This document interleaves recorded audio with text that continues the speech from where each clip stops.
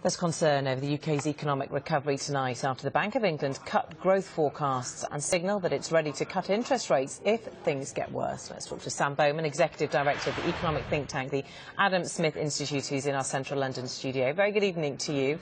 So how worried do you think we should be? I think, but it's definitely a good sign that the Bank of England is now backing away from the rather hawkish position it had been taking for some time. I think certainly one of the reasons, as well as of course the slowdown in China, for the global slowdown that's taking place right now, is that the Federal Reserve probably did raise interest rates too early and had been a little bit too hawkish. Now the Fed is backing away from that, and it's very good news that the Bank of England is doing the same thing. We seem to get updates from the Bank of England extremely frequently, far more so than I remember certainly 10 years or so ago. Do you think we're seeing too much information coming from them? Do you think actually it's confusing for people when they're trying to make decisions, individuals rather than even big companies, you know, about mortgages, for example, things that affect their income, affect their lives on a day-to-day basis? Do you think actually Mark Carney should be less public in his thinking and actually keep stum?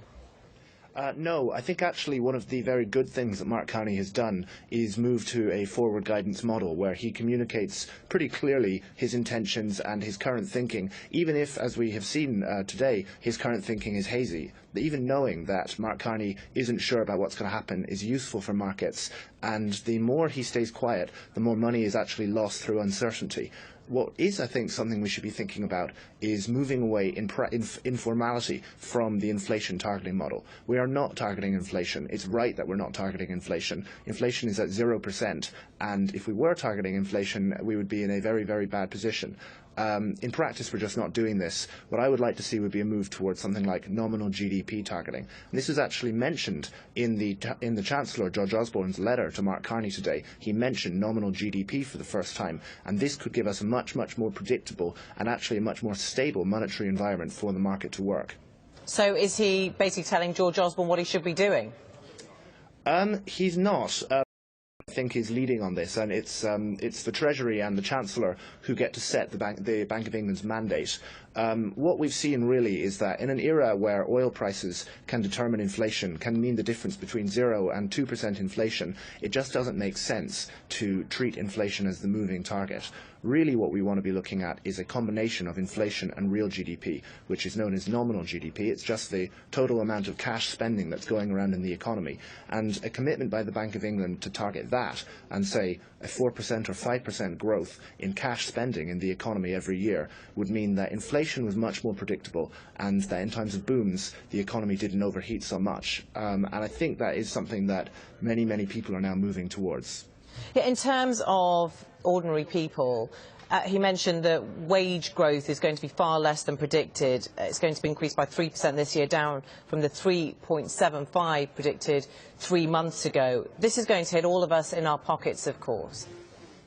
Indeed, and in fact, not only is wage growth sluggish in general, given how far below the trend, the pre-crisis trend we are now, we really should be looking at wage growth in a normal recovery of 5 or 6%. It's not just normal wage growth that we want, it's actually quite rapid wage growth to make up that gap. Now it seems as if the bygone is the bygone. We're just never going to be able to catch up with the trend that we had been on. That's very disappointing. It is good news that wage growth is still positive. It is good news that it's still reasonably strong compared to the past couple of years. I don't think it's time to start panicking yet, but certainly the Bank of England is very, very important here, and the hawkish noises it had been making I think were no good at all. The step back that we've seen, the more dovish noises, I think will calm the markets down and hopefully will mean that the kind of trends that the global economy is on, if this is echoed by other central bankers, may be averted. OK, great to talk to you, Sam Bowman. Thanks very much for your analysis. Now, new statistics released to coincide with World Cancer Day show death rates from the disease have fallen nearly 10% in the past decade. That's despite the fact that more people are being diagnosed with some form of cancer in their lifetime. The improved survival rate is mostly because of better detection, diagnosis and treatments. Well, Thomas Moore reports. He's still on the operating table, but this cancer patient has already started his chemotherapy. Surgeons at the Christie Hospital in Manchester have removed as much of his bowel cancer as they can, and now he's having a chemo bath. A heated solution of drugs is being pumped around his abdominal cavity to eliminate any stray cells that could cause a relapse. Once, patients with aggressive forms of the disease would have been given just palliative treatment in the expectation that they would die. But the new procedure has a cure rate of over 50%. Where we can actually remove all the disease, we can get a 50% long-term survival. That is a 50% cure rate for patients with this condition. Prior to us doing this, these patients actually were simply offered what would be described as palliative chemotherapy, which was chemotherapy by the normal route, and the patients would inevitably die within 2 years. I just need your name, date of birth and address. New figures show cancer death rates have fallen by 10% in a decade, and the Christie Hospital invited in our cameras to see how innovation is making a difference. Chemotherapy used to be a blunderbuss treatment with horrendous side effects and poor results. Now patients are receiving much cleaner treatments. Although I've got cancer, I don't feel ill, really. For the first week after I had this, you're not too good, but the following week you're great again. Yeah, it gives you hope for the future.